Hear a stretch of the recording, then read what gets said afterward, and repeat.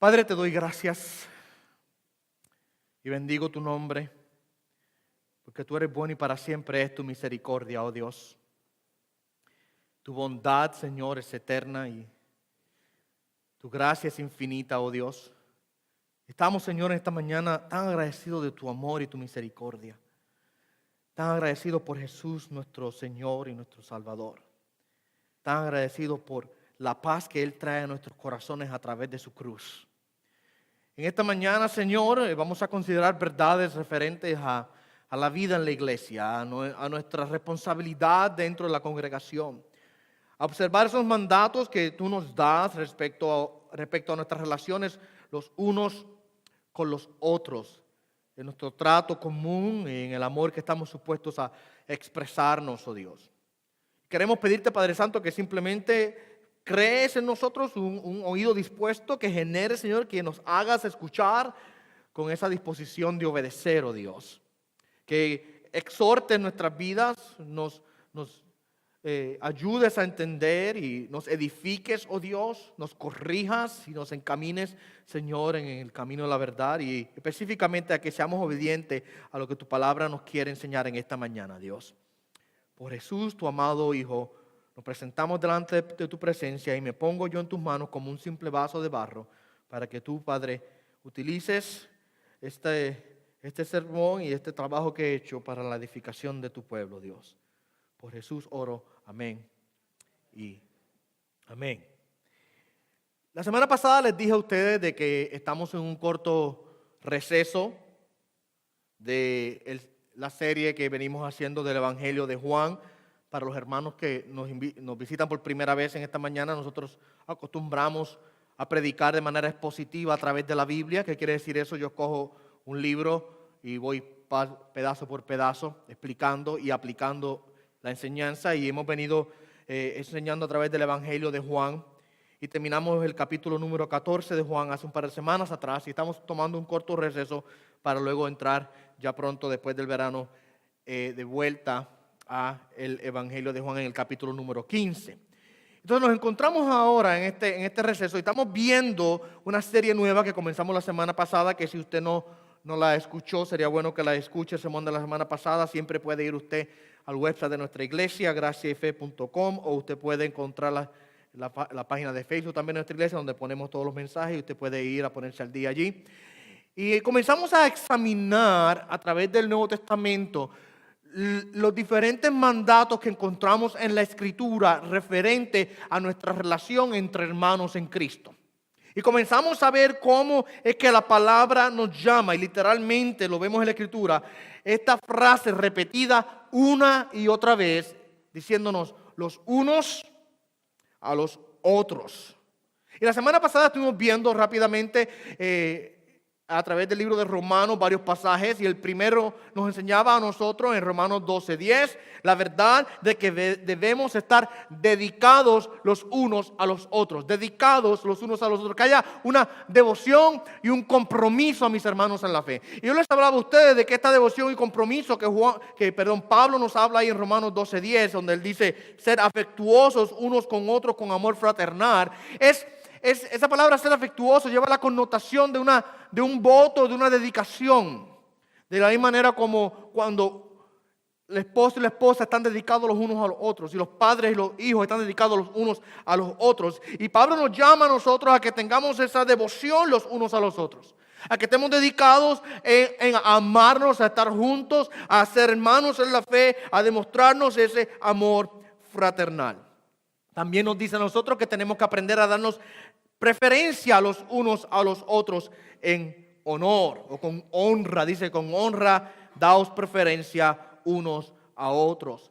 Y ahí estamos hablando de mostrar un genuino aprecio y admiración unos por otros en la familia de Dios. Debemos ser rápidos en demostrar respeto, rápidos para reconocer los logros de otros, rápidos para demostrar amor genuino, no siendo celoso, no siendo envidioso, sino teniendo ese amor de hermanos. Y la actitud aquí que domina esto es una actitud de humildad, que donde hay orgullo realmente no puede haber amor. Donde hay orgullo no puede haber preferencia. Lo que está diciendo es, dale más importancia a tu hermano que a ti. Donde hay orgullo, eso no se da. Porque si hay orgullo en mi corazón, ¿qué yo estoy buscando? Yo estoy buscando que yo sea reconocido, no que mi hermano sea reconocido. Así que tenemos que tener una actitud humilde. También estuvimos viendo, ese fue el segundo. El tercer punto tuvimos la semana pasada, que Dios nos llama a través de su palabra a que seamos imparciales los unos con los otros. Ahí en Romanos 12:16 el apóstol Pablo dice, tener el mismo sentir unos con otros. Y aunque en la superficie parece ser que Pablo nos está llamando a nosotros a que tengamos una misma manera de pensar, y en otras porciones de la Escritura, por supuesto, se habla de eso. Cuando aquí dice tener el mismo sentir unos con otros, no es de una misma manera de pensar, sino que veamos a todos iguales. Que no haya preferencia en nuestra forma de tratar a las personas. Que no tengamos ahora un trato especial para una persona. Y yo no quiero decir que no tenemos amistades íntimas. Por supuesto las tenemos. Ustedes saben que es así. Todos nosotros tenemos amistades íntimas. No estoy hablando de que usted ahora está prohibido tener una amistad íntima con una persona. No, de ninguna manera. Las amistades íntimas son buenas y son necesarias. Lo que estamos diciendo es que usted trate a todo el mundo con la misma honra, el mismo honor, y que usted no sea parcial, o sea, que sea imparcial. Que veamos más allá del nivel social o la posición social, el nivel de conocimiento, aún la descendencia cultural. Que nosotros entendamos que en Cristo somos uno. Y no hay por qué yo tenga que mirar ahora a mi hermano o mi hermana de una manera parcial diciendo, no, él tiene más dinero o menos dinero que yo. Él tiene más estudios o menos estudios que yo. Él es de México, yo soy de Guatemala, o él es de El Salvador y yo soy de Honduras, o él es de Argentina, yo soy de Chile, él es de Puerto Rico, yo soy de Santo Domingo, Cuba. No puede haber esa distinción, esa parcialidad entre los hermanos en la fe, porque en Cristo, mi amado hermano, no existen esas diferencias. En Cristo simplemente somos todos pecadores que hemos sido redimidos por la sangre del Hijo de Dios. Y delante de la cruz de Cristo somos iguales. No hay reclamos ninguno que podamos hacer como si somos mejores o más importantes. Así que tenemos que aprender a tratarnos con imparcialidad, a verlos a todos como lo que realmente somos, simple y sencillamente hermanos en la fe. El otro punto que hablamos la semana pasada, hablamos de que tenemos que aprender a aceptarnos unos a otros. Y digo que va en la misma línea de pensamiento. Pablo dice ahí en Romanos 15:7, por tanto, aceptaos los unos a los otros como Cristo nos aceptó para la gloria de Dios. La base aquí es, si Cristo me aceptó, ¿por qué yo no puedo aceptar a mi hermano? Y se puede aplicar el principio a muchas otras áreas. Si Cristo me perdonó, ¿por qué yo no puedo perdonar a mi hermano? O sea, lo que Cristo hizo por mí fue mucho más grande que lo que yo tengo que hacer por mi hermano. Así que, ¿qué excusa puedo yo tener realmente? ¿Qué excusa puedo yo tener para no querer aceptar a un hermano? Si Cristo hizo por mí mucho más grande de lo que yo tengo que hacer por él. Amén. Y por último, vimos la semana pasada la instrucción de que tenemos que aprender o buscar amonestarnos unos a otros. Amonestarnos en el proceso de alentar, advertir o aconsejar. Alertar, advertir o aconsejar. Es parte de nuestra vida en la iglesia. Esa responsabilidad no solamente es responsabilidad del pastor, aunque sí hay una función de consejería pastoral primordialmente, ¿verdad? Entendemos de que también la iglesia tiene la responsabilidad de alentarse, de advertirse y de aconsejarse los unos a los otros. Usted no estaría amando a su hermano en la fe de manera genuina si usted lo ve al hermano caminando hacia el precipicio y no se acerca para advertirle que el precipicio está ahí. ¿Verdad? La muestra del amor es advertir, es aconsejar, es acercarse a la persona con la palabra de Dios, por supuesto, para darle esa palabra que necesita de aliento, de advertencia o de consejo. Nosotros necesitamos entonces conocer la Escritura, porque toda la Escritura, dice Pablo, es inspirada por Dios y es útil para enseñar, reprender, corregir e instruir en justicia. Es el instrumento que tenemos para poder nosotros alentar, advertir y aconsejar a los hermanos en la fe. Así que tenemos que aprender a amonestarnos unos a otros. No seamos insensibles a la necesidad de nuestros hermanos. No seamos insensibles a las situaciones de nuestros hermanos en la fe. Si veo al hermano triste, acércate y ofrece la palabra de consuelo. Si ves al hermano que está pasando por tribulación, acércate y ofrece aliento. Ofrece fuerzas. Si ves al hermano alegre, no seas envidioso, celoso, ve y alégrate junto con él. Esa es parte de nuestra vida en la iglesia, parte de nuestra vida como creyente. Ahora, antes de continuar y comenzar a examinar los otros puntos que tenemos para hoy, quiero que meditemos en una pregunta. La pregunta es esta: ¿por qué hacer esto? ¿Por qué predicar esto? ¿Por qué nosotros comenzar a tratar este tema? Algunos de ustedes ya me han preguntado que me fui de Juan y estoy acá. ¿Pero por qué? ¿Por qué quiero hacer esto? Bueno, yo mientras meditaba en esta semana, mientras preparaba este sermón, hice una lista de 3 puntos específicos que quiero que los entendamos.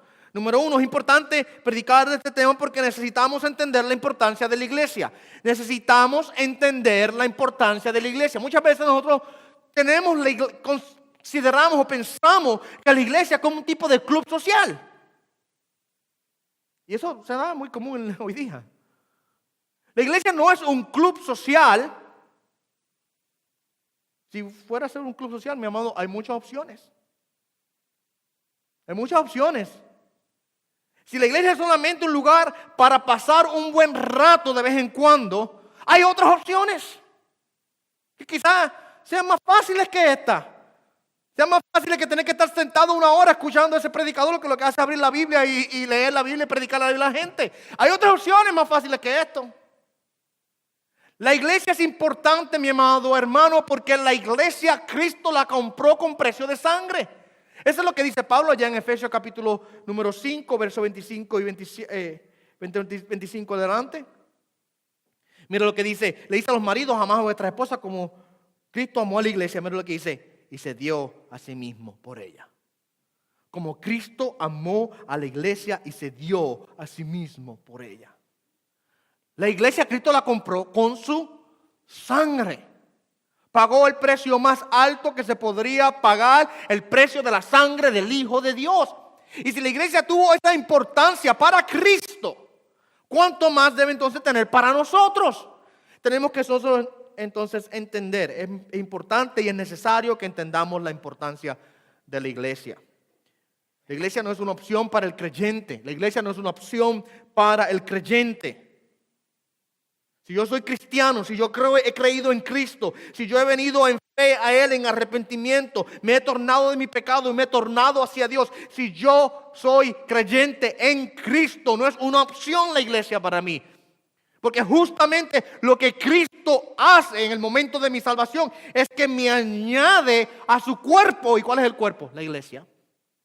Así que no es opcional el yo participar dentro de una comunidad local en donde tengo hermanos en la fe a quien yo puedo amar y quienes me aman a mí, y donde podemos alentarnos y exhortarnos los unos a los otros. Eso no es opción para el creyente, es un mandato bíblico.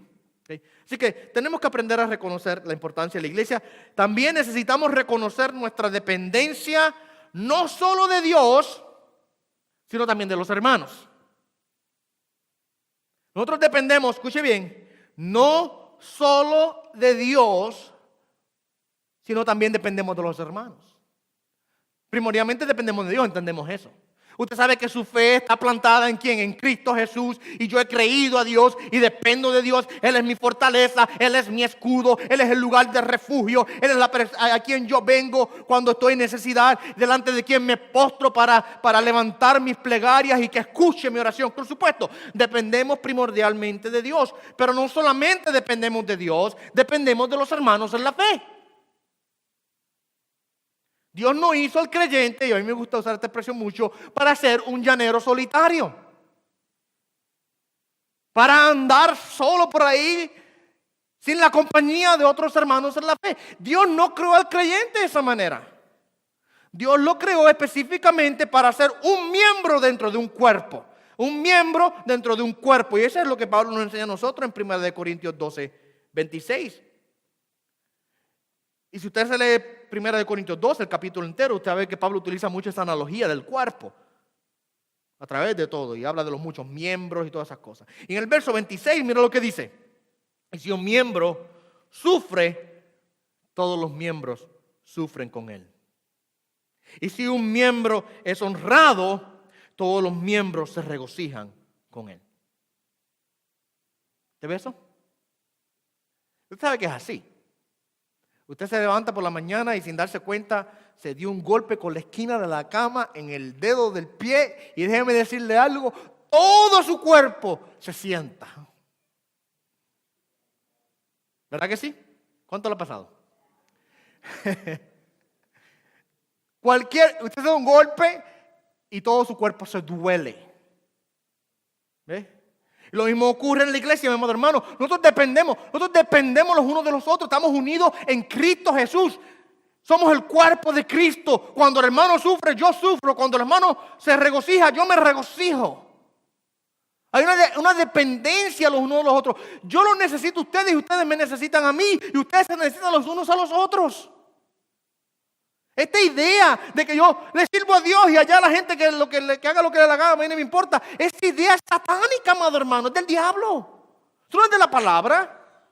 La palabra enseña que el creyente debe ser lo suficientemente humilde para reconocer su necesidad y admitir sus errores y aprender a depender de Dios y de sus hermanos.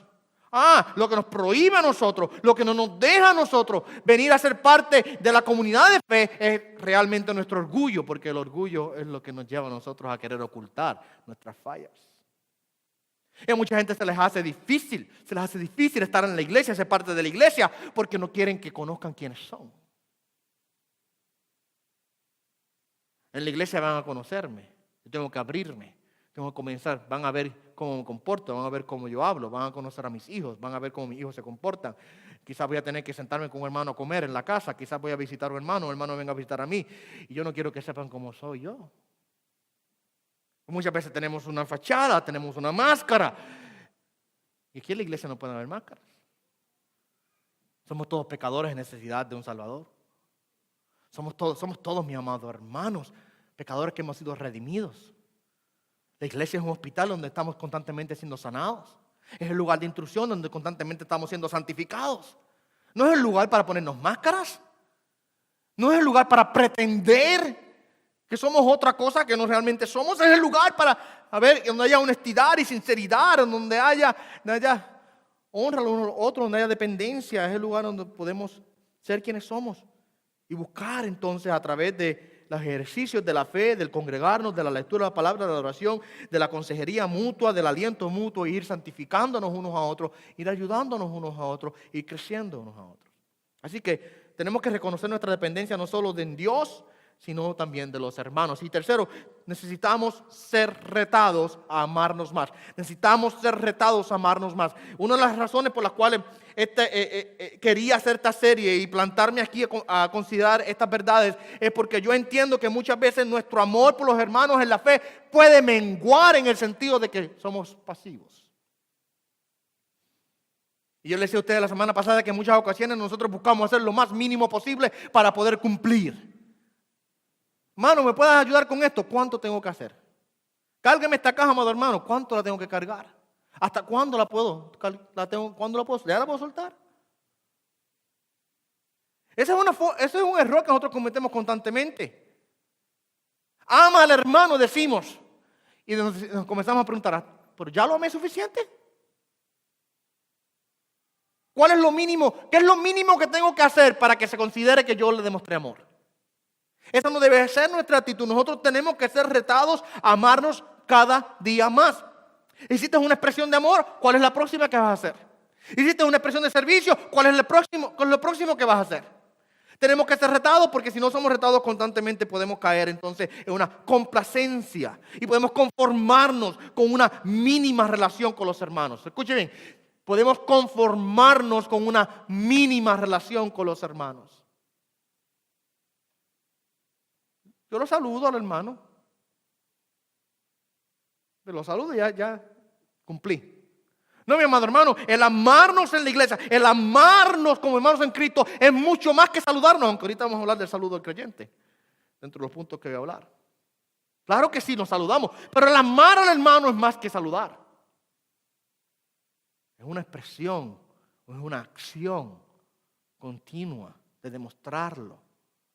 Si me amas, dice el Señor, obedéceme. Y si amamos a los hermanos, ¿qué hacemos?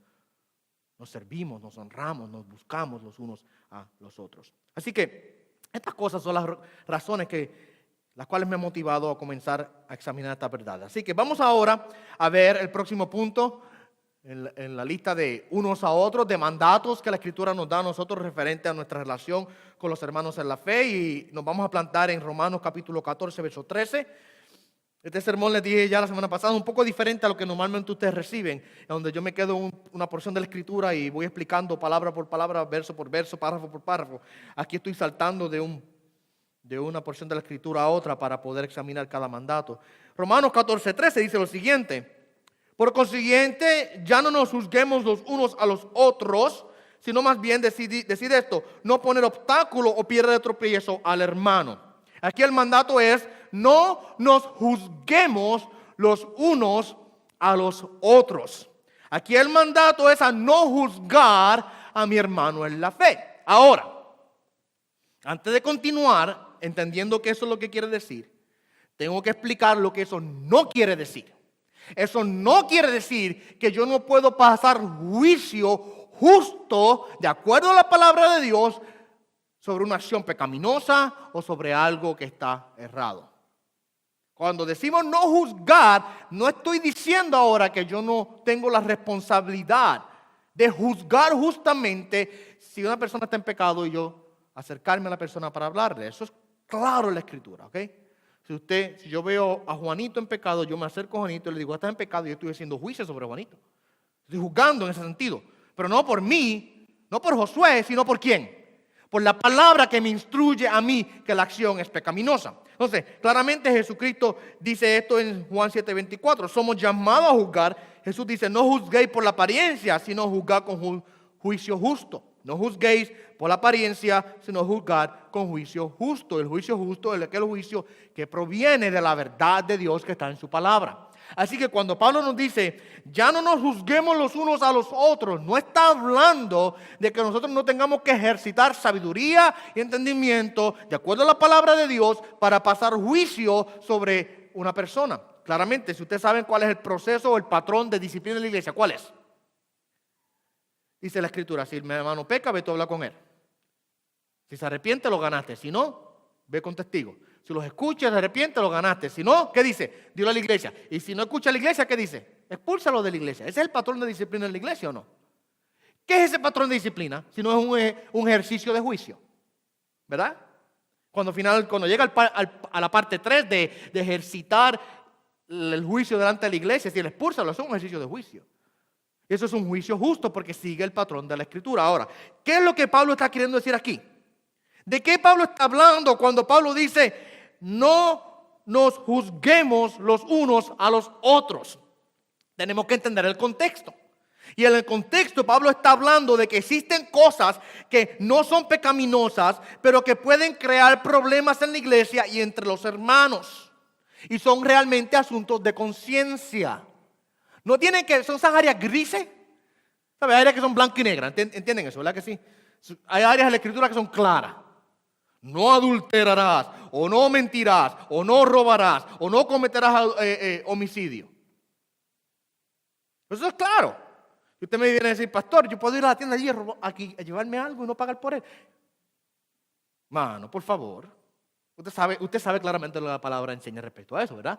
Eso es blanco y negro, está claro. Pero hay otras áreas que son grises realmente, que son asuntos de conciencia, en donde la Biblia no es definitiva. Y Pablo aquí está lidiando con dos problemas específicos que eran bien comunes en la iglesia primitiva. El asunto de la comida y el asunto de las fiestas. Ustedes recuerdan, al principio la iglesia era muy judía, estaba compuesta de muchos judíos. Y los judíos eran muy grandes en este asunto de la comida. No comas esto, no comas lo otro, no comas lo otro. Especialmente todas las comidas inmundas que ellos tienen, que todavía hoy día muchos de ellos lo practican. Y el asunto de la fiesta. de guardar los sábados y guardar las lunas nuevas y guardar esto y las celebraciones que ellos hacían a través del año. Para eso era sumamente importante. Pero ¿qué pasaba en la iglesia? Comienzan de repente ahora a entrar personas que no son judíos a la iglesia. Gentiles. Cuando hablamos de gentiles estamos hablando de gente como tú y como yo, de Puerto Rico, de Salvador, de Guatemala, de Venezuela, de Colombia. ¿Ok? Todos aquellos que, bíblicamente hablando, todos aquellos que no son de Israel, se resumen dentro de esa palabra gentiles. ¿Ok? Y la iglesia comienza a llenarse de estas personas. Porque Cristo vino a salvar a toda gente de lengua y nación, a toda gente de todos diferentes pueblos, el evangelio a ser predicado por todo el mundo. Y ahora comienzan a entrar personas a la iglesia que no son judíos.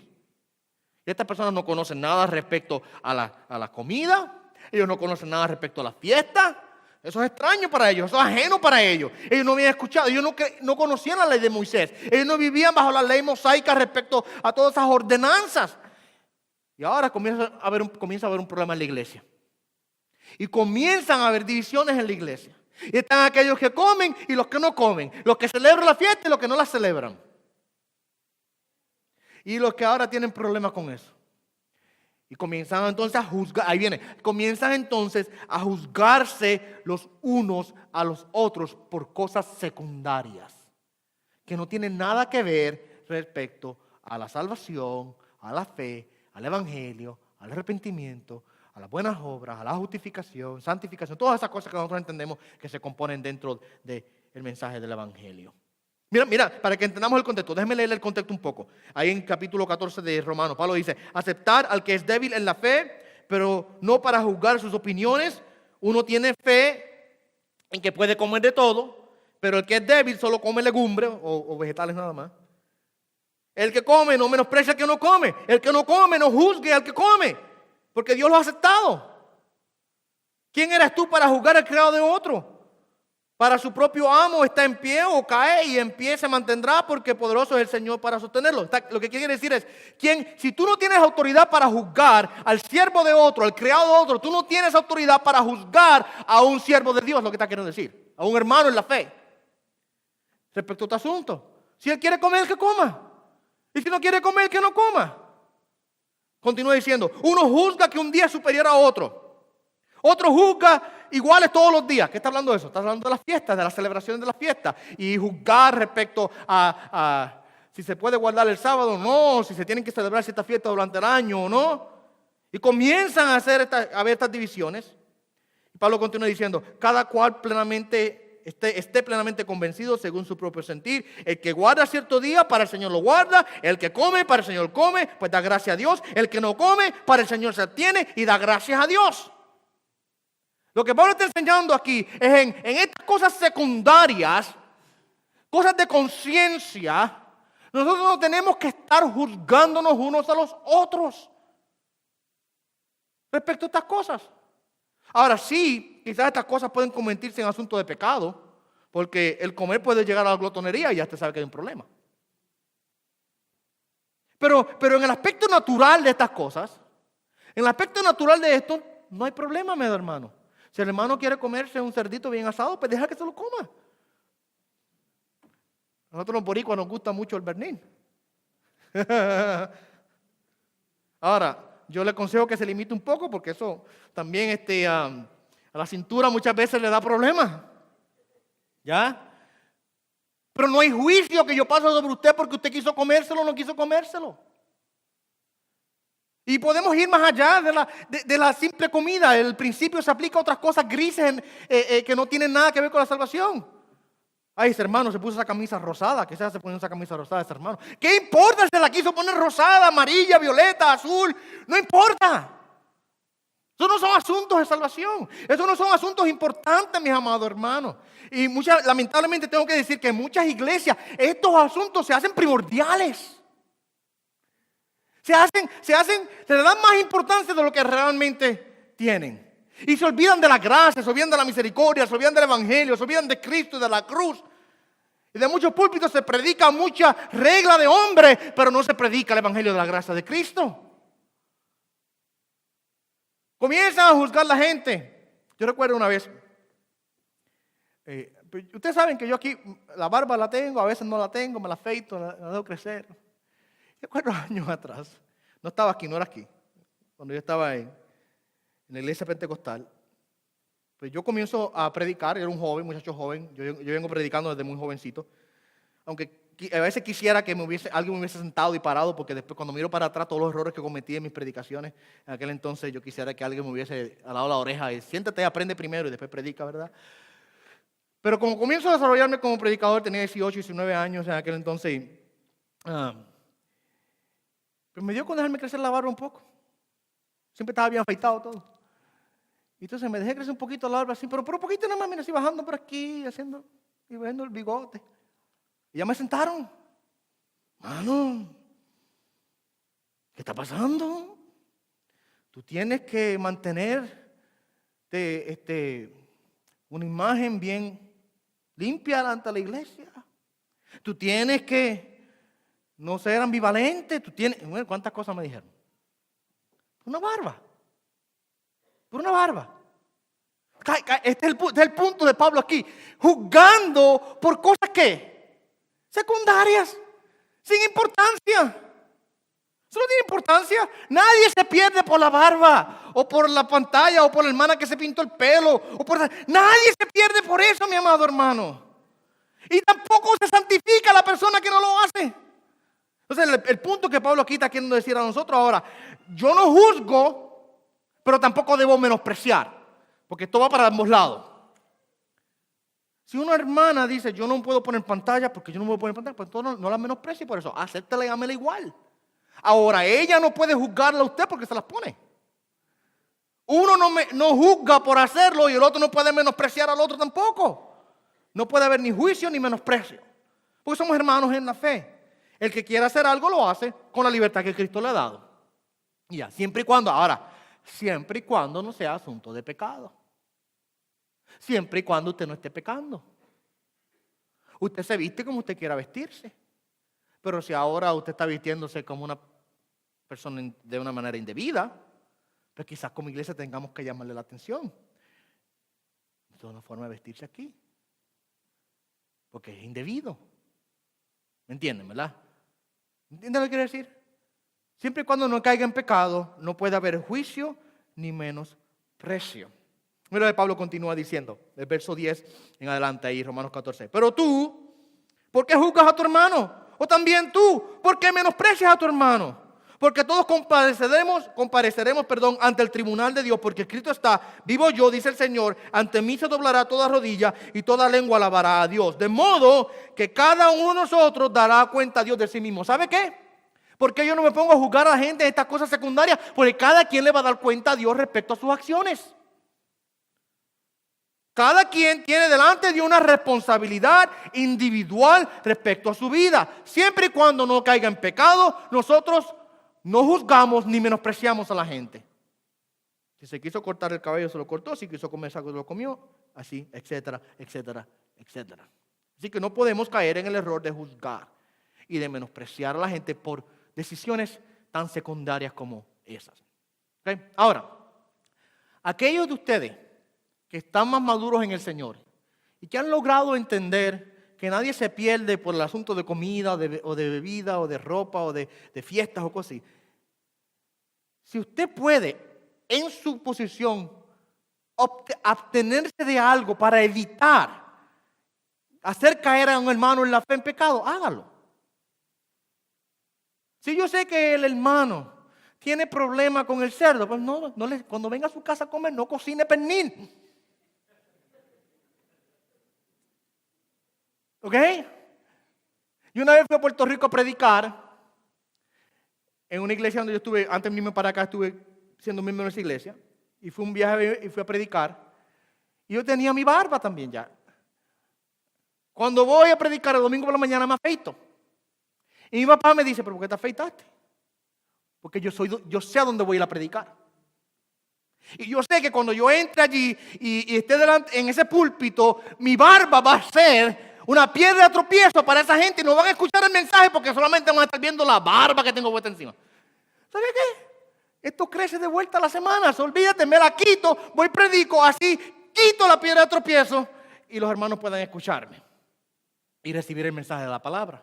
Entonces, mientras dependa de nosotros en este aspecto, si yo sé que va a ser piedra de tropiezo para una persona que es débil en la fe, pues mire, absténgase de hacerlo delante de la persona para así no crear problemas. Y vaya ganándose la persona poco a poco en el amor del Señor, con la gracia que Dios le ha dado, para que entonces la persona vaya abriendo su mente entendiendo estas cosas. Produce misericordia, gracia y mucho amor y paciencia. No tratemos de obligar a la gente, sino con paciencia tratamos con las personas. Amén. Okay, así que ese es el primer punto. No nos juzguemos los unos a los otros en estos asuntos tan secundarios. Número 2. Seamos generosos los unos con los otros sin quejarnos. Seamos generosos los unos con los otros, pero sin quejarnos. Y ese principio viene de 1 de Pedro 4:9, donde el apóstol Pedro dice lo siguiente: sed hospitalarios los unos para con los otros sin murmuraciones. El ser hospitalario aquí es estar dispuesto a tratar a los demás con cordialidad, generosidad y dar y recibir a la persona en mi hogar si tengo que recibirla, darle el plato de comida si tengo que dárselo, tratar a la persona con ese amor y esa cordialidad que debe distinguir a un creyente. Pero, eso, yo creo que eso es claro, ¿verdad que sí? Todos nosotros decimos, amén, pastor, eso es un llamado al creyente, eso es una ordenanza que Dios nos da aquí claramente.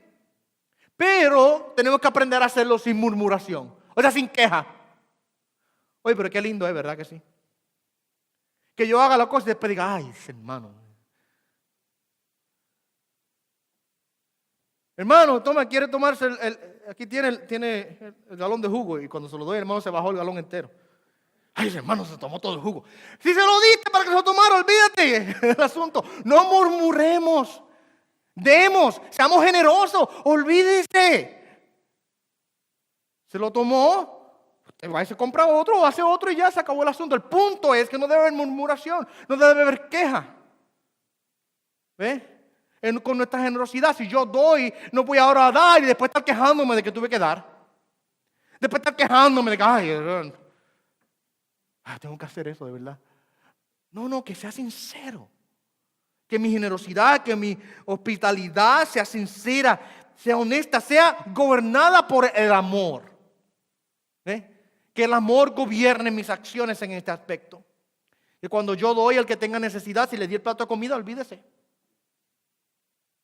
No se queje por la. Y también, yo creo que esto se aplica de otro lado. Si le dan a usted, no se queje tampoco por lo que le den.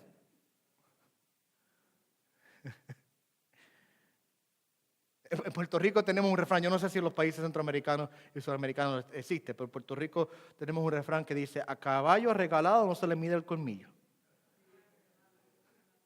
Más o menos por ahí, ¿verdad? O sea, aceptemos con lo que se nos da con gracia, aceptémoslo con esa misma gracia. Recibámoslo. Si el hermano me da hospitalidad y él dio su hospitalidad en lo máximo que él podía darla, quizás yo esperaba algo más, pero es lo máximo que él puede darme porque no tiene más para darme. Recíbalo con ese amor que él lo dio, sin murmuración, sin quejas ninguna. El que da, dé sin queja, el que reciba también sin quejas.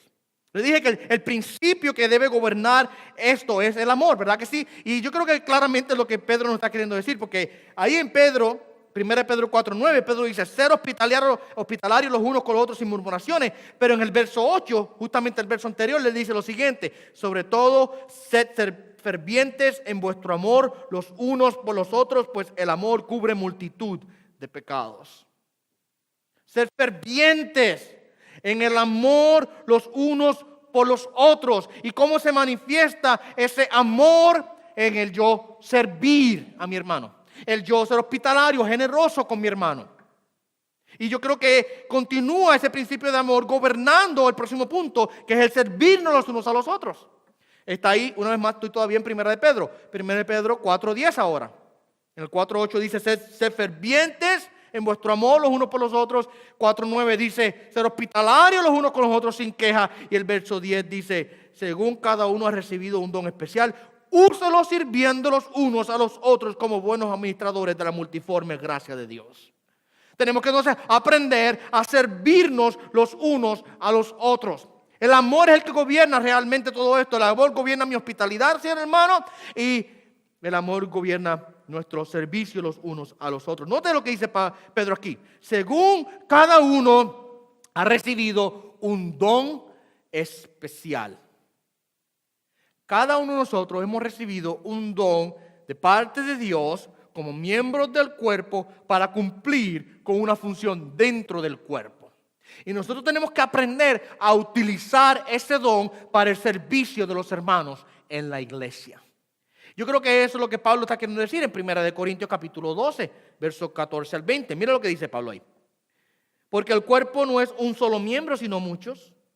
Si el pie dijera, porque no soy mano, no soy parte del cuerpo, no por eso deja de ser parte del cuerpo. Y si el oído dijera, porque no soy ojo, no soy parte del cuerpo, no por eso deja de ser parte del cuerpo. Si todo el cuerpo fuera ojo, ¿dónde quedaría el oído? Y si todo fuera oído, ¿qué sería del olfato? Ahora bien, Dios ha colocado a cada uno de los miembros en el cuerpo según le agradó. Y si todos fueran un solo miembro, ¿qué sería del cuerpo? Sin embargo, hay muchos miembros, pero un solo cuerpo. Mire el verso clave aquí para que entendamos. Ahora bien, verso 18. Ahora bien, Dios ha colocado a cada uno de los miembros en el cuerpo según le agradó.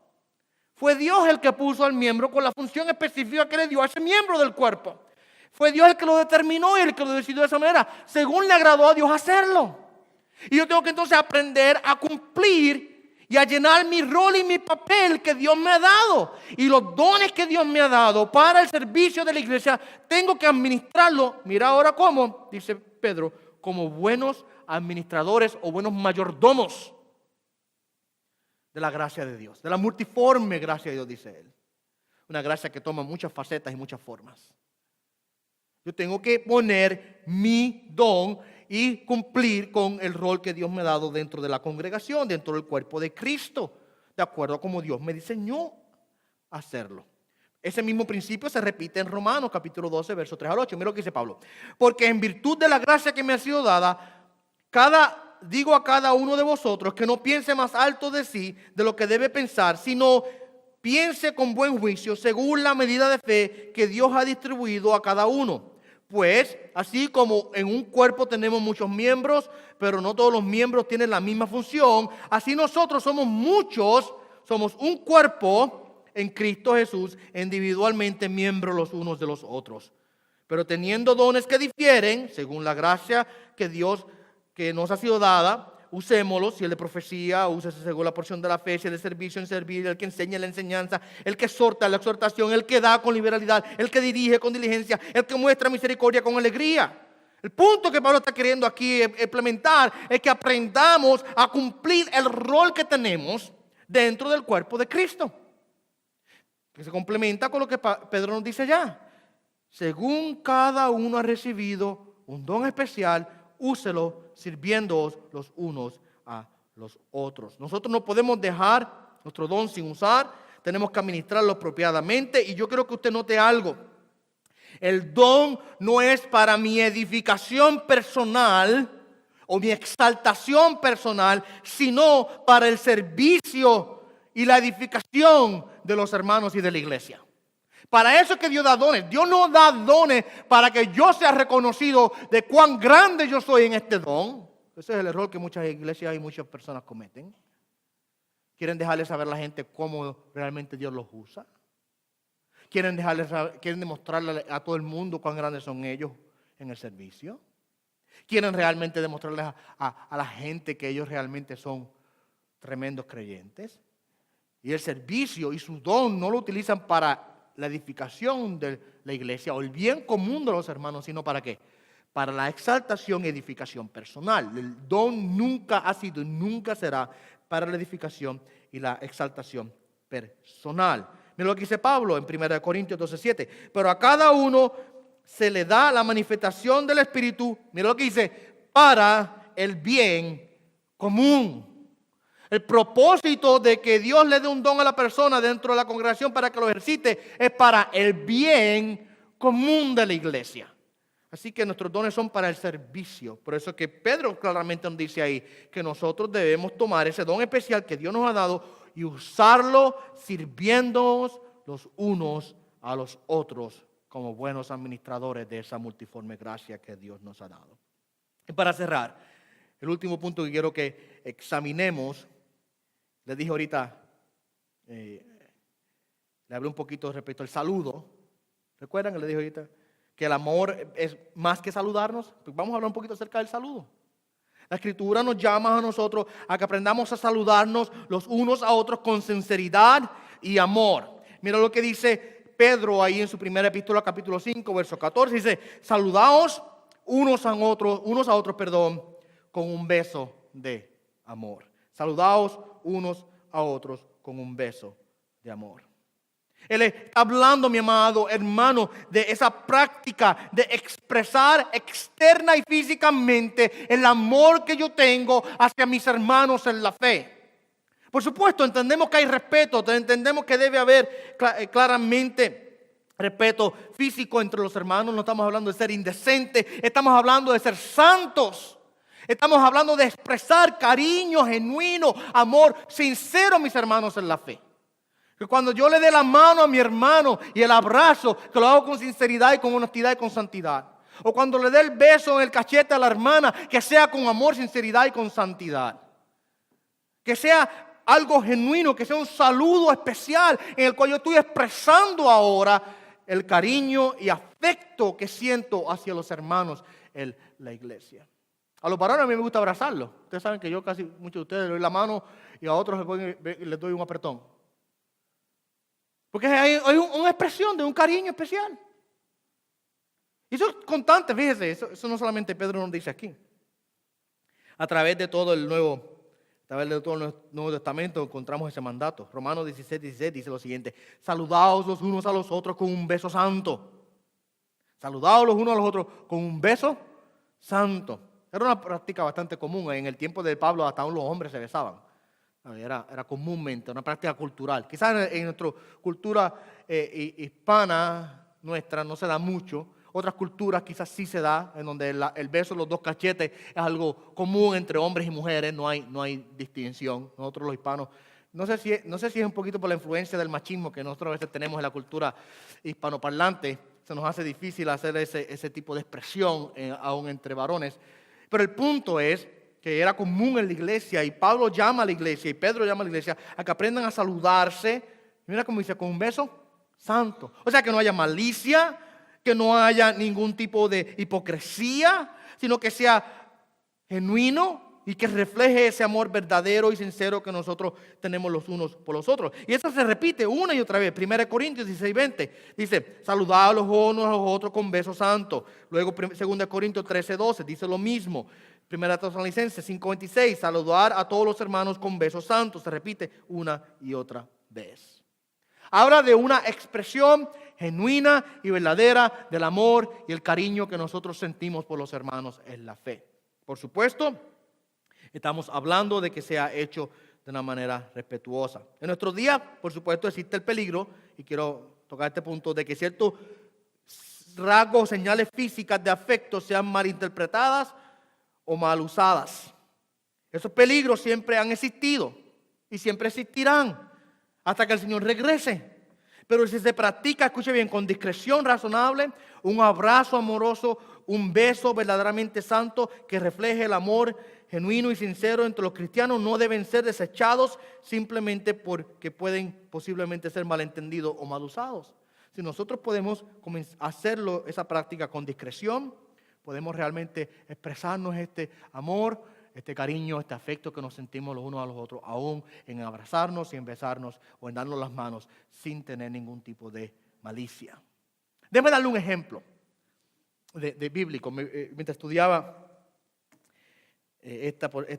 para este sermón, me recordé de Hechos capítulo 20. Y tenemos un ejemplo de esta expresión ahí. Vemos el mandato una y otra vez, ¿verdad? Un beso de amor, un beso santo los unos con los otros. Está el mandato en todas las epístolas, pero en Hechos 20 tenemos un ejemplo bíblico de él. Déjenme resumirlo un poquito de Hechos 20 para que ustedes entiendan qué es lo que está pasando ahí. Pablo va camino a Jerusalén. Y ya había sido profetizado que Pablo sería arrestado en Jerusalén cuando él llegase allí. Y él, antes de partir a Jerusalén, llama a los ancianos de la iglesia de Éfeso. Llama a todos los ancianos. Y le da instrucciones finales antes del partir. Era quizás la última vez que él los iba a ver a ellos. Quizás era el momento, quizás él iba camino a su muerte probablemente. Iba a ser arrestado. Ya estaba claro que cuando él entrara a la ciudad iba a ser arrestado por su predicación del evangelio. Y eso estaba claro. Él sabía que él iba camino a la cárcel. Y con todo eso iba porque Dios le había instruido que fuera allá. ¿Okay? Entonces, él llama a los ancianos de la iglesia de Éfeso. Y los ancianos son los pastores. Y comienza a darle instrucciones bíblicas finales, instrucciones apostólicas finales respecto al cuidado de la iglesia, respecto a ellos, a su responsabilidad como pastores, como dentro de la grey del Señor una y otra vez. Dice, el verso 36, ahora dice, cuando terminó de hablar, se arrodilló y oró con todos ellos. Dice, y comenzaron a llorar desconsoladamente y abrazando a Pablo lo besaban, afligidos especialmente por la palabra que había dicho de que ya no volverían a ver su rostro. Y lo acompañaron hasta el barco. Ahí está. Miren el amor de estos hombres, de estos pastores hacia el apóstol Pablo. Él les dice, me voy y yo no voy a volver más. Hasta aquí llegué, este asunto, mi rostro, mírenlo, la última vez que lo verán es esta ocasión.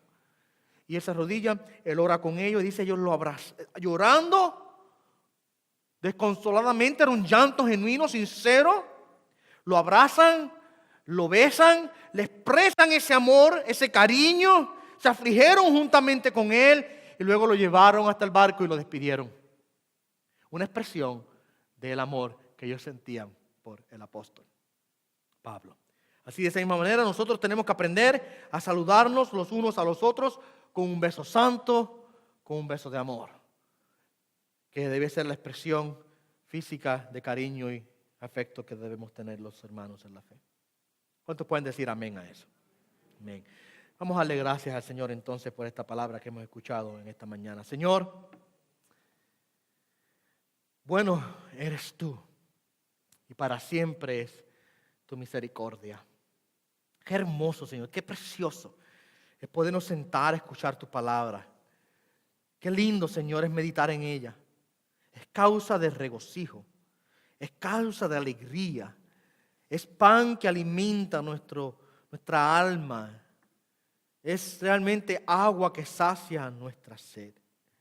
Gracias te damos, Señor, por la instrucción de tu palabra y por retarnos en esta mañana a que nosotros aprendamos a tratarnos los unos a los otros con un amor verdadero y con un amor genuino. Gracias, Señor.